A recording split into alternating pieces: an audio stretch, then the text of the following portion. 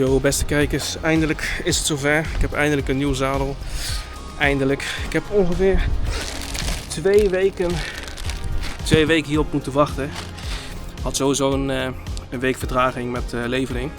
De originele zadel, ja, die is eigenlijk nog helemaal prima. Dat heb ik al eens eerder gezegd in de vorige video's.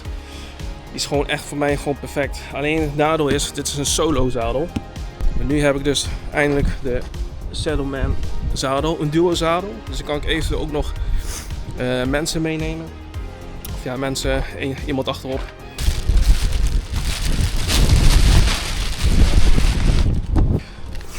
Helemaal nieuw, helemaal nieuw. Ja. Wordt ook meegeleverd met stickers. Dat ik mooi in een stickerdoos doen. Check.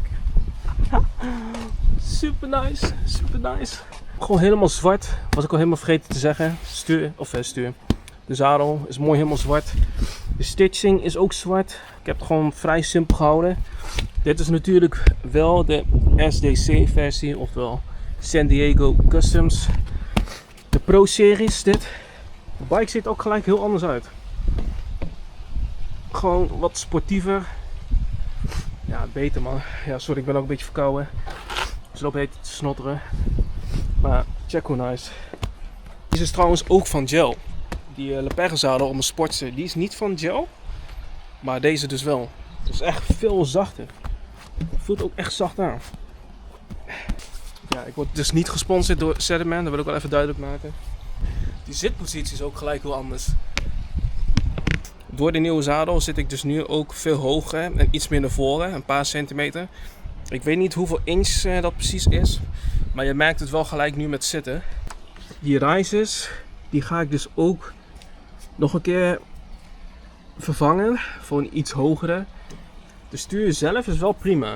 Ik denk dat ik eerst ga beginnen met de risers, dat ik die ga vervangen. Maar niet op korte termijn, misschien, ik denk dat ik dat pas volgend jaar ga doen. San Diego Customs.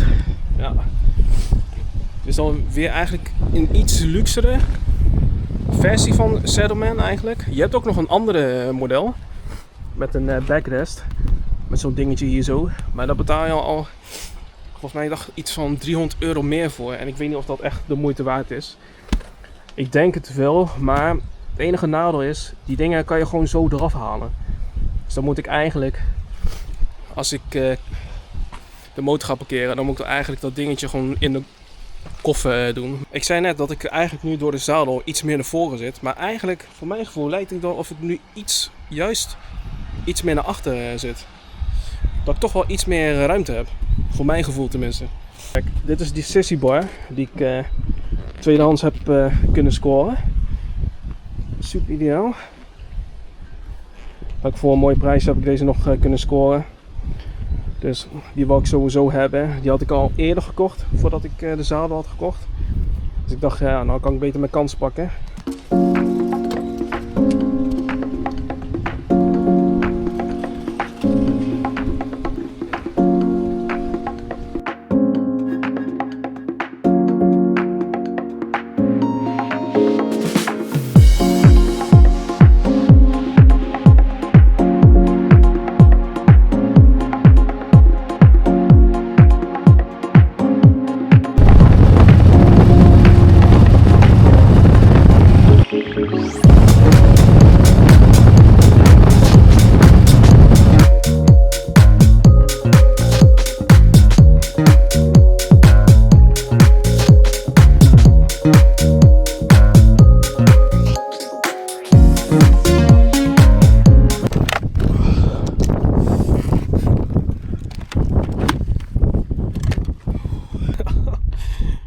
Zal ik je één ding vertellen?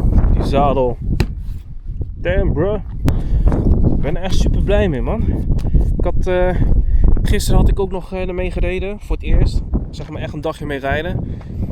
Echt. Wow man. En wat ook handig is. Die Sissy bar. Die kan je nu ook gebruiken voor... Wat een gaaf ding. Oh, dankjewel. Deze vind ik echt mooi. Ja, dankjewel.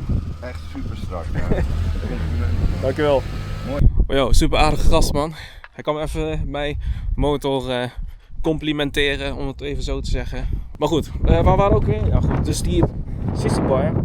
Super handig man. Ik kan deze nu ook gebruiken om mijn helm zo op te zetten. In plaats van elke keer hier bij de spiegel. Ja, dat is, op zich kan het ook wel, maar dit is toch wel net wat makkelijker ook, weet je wel.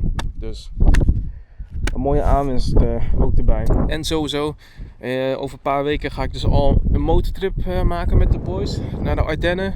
Dus ja, super veel zin in. Hoe ik dat ga filmen weet ik niet, maar ja, ik kan niet wachten.